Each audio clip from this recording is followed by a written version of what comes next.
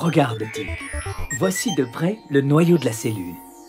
Impressionnant, hein? Oui, enfin, une grosse soupe de nouilles, quoi. Rien de plus organisé pourtant que l'ADN. L'ADN, ce sont ces filaments recroquevillés que tu prends pour des nouilles. Tu le retrouves chez toutes les espèces vivantes. Jamais vu de serpentin aussi bizarre. Ces serpentins, comme tu les appelles, ce sont les chromosomes. Il y en a 46 dans chacune des cellules humaines. Et quand tu t'approches, regarde. Oh, un drôle de tire-bouchon. Disons, une échelle torsadée plutôt, avec ses deux montants et ses barreaux. Plutôt design. N'est-ce pas? Mais c'est surtout un système d'écriture incroyablement malin. L'échelle est en fait structurée en deux parties dans le sens de la hauteur. Chaque demi-barreau est constitué d'un élément que l'on appelle une base. Et on monte où avec ton échelle? Je t'ai dit, c'est à écrire qu'elle sert. Il y a 4 bases différentes. On leur a donné des lettres pour les reconnaître.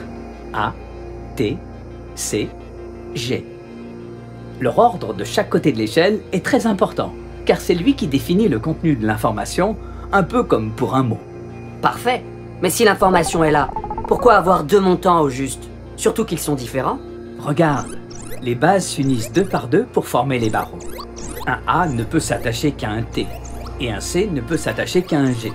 C'est ainsi que les longues suites de lettres d'un côté de l'échelle ont leur équivalent de l'autre côté.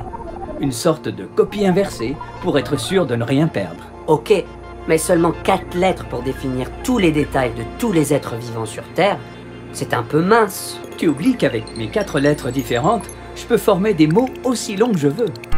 Plus le mot est long, plus les combinaisons de lettres possibles sont nombreuses. Les ordinateurs peuvent se rhabiller.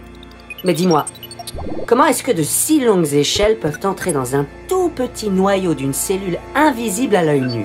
Eh bien, elles s'entortillent et s'entortillent encore jusqu'à former le minuscule amas de filaments que tu as vu.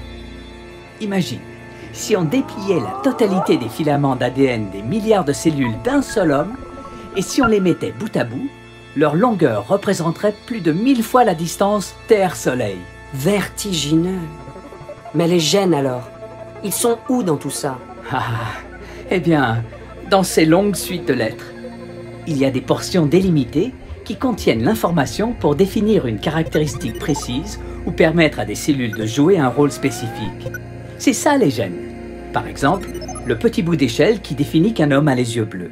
Décidément, toi aussi tu es une sacrée source d'informations. Tu n'aurais pas une collection d'échelles stockées quelque part?